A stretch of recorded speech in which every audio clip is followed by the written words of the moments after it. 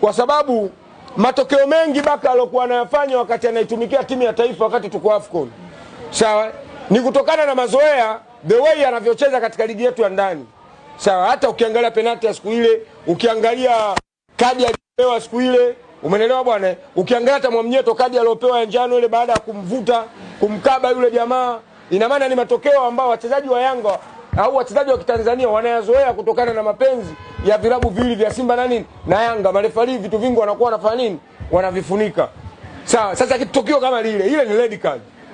Yaani ile tukio akienda kulifanya, mfano anaenda kucheza mechi ya sasa hivi na National Rally, akienda kufanya tukio kama lile halina mjadala. Lile ni nini? Ni penalty.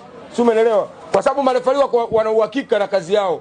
Kwa mfano kama yule refa ametoka, ameitwa na Ladhman, hatujui ameenda kuambiwa nini, lakini amerudi hajatoa hata kadi, tuseme hata kadi ya njano kashindwa kufanya nini? Kutoa. Lakini kipepsi kimeonekana live, kila mtu amefanya nini?